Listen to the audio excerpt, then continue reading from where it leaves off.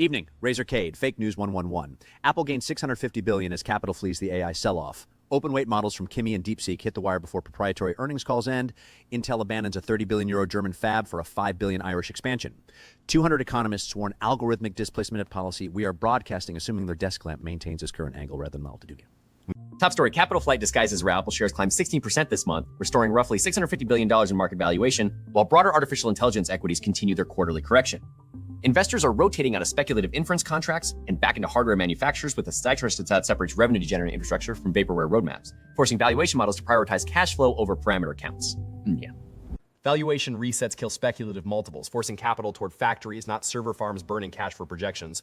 When the premium on unproven tech evaporates, money defaults to physical products margin visibility. The chart is stripped under my dast. I are providing in their prison HCAS, or maybe my router fan, so I'm adjusting the rubber feet to stop it from migrating toward the carpet seam where it might achieve frictionless glide and abandon me entirely. No, honestly. Story 2, the Openweight acceleration cycle. Release notes indicate Kimi K3 will hit public repositories within hours, followed by a general availability window for DeepSeek v4 later this week. The rapid deployment schedule bypasses traditional API gating, flooding developer ecosystems with high-capacity models that operate independently of subscription tiers or rate limits. Enterprise procurement teams are now auditing internal guardrails because the cost differential will influence this. License capacity breaks proprietary pricing, forcing platforms to sell compliance over raw power. When devs host locally, contracts pivot to audit trails, not model access. Meanwhile, my pen tray tilted 12 degrees toward the keyboard, suggesting either warp laminate or a localized gravity well pulling supplies into the broadcast perimeter, so I'm propping it with a coaster to stop the ballpoint from achieving escape velocity into the cable tray.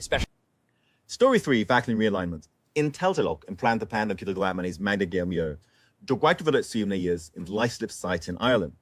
True to law's sovereign incentives is supply chain constraints rather than technological pivots. European regulators are recalibrating funding frameworks to match actual groundbreaking timelines instead of projected roadmaps. Subsidy dependency forces fabrication footprints to follow political leverage rather than yield optimization. When sovereign incentives drive deployment, engineering teams design around compliance milestones instead of transistor roadmaps. The Ethernet cable on my desk has unnetworking infrastructures expressing grammatical doubt about our bandwidth allocation, so I'm leaving it shaped that way to preserve the building's right to question, because if I straighten it out, I might trigger a geometric rebellion from the HDMI ports, which would leave me wondering whether it should.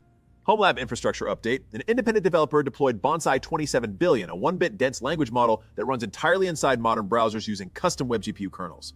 The architecture bypasses local runtime dependencies and external API calls, allowing users to load quantized weights directly into browser memory while maintaining stable throughput on standard consumer graphics cards.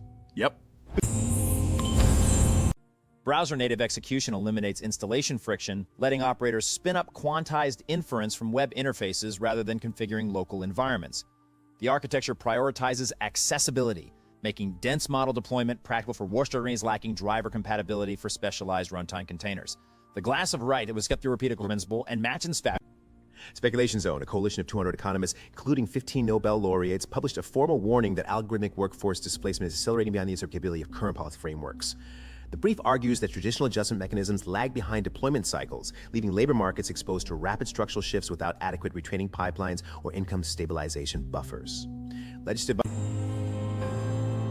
Policy-like forces governments to choose between automation taxes and welfare as displacement steepens. When legislative cycles miss deployment velocity, frameworks fracture into subsidized tiers prioritizing stability over efficiency. I just noticed the ambient lighting shifted toward warm amber, implying either failing ballast or the building trying to simulate sunset for circadian optimization, because if I leave it on daylight while the room insists on twilight, I might confuse my own clock into thinking it's autumn, which would explain why.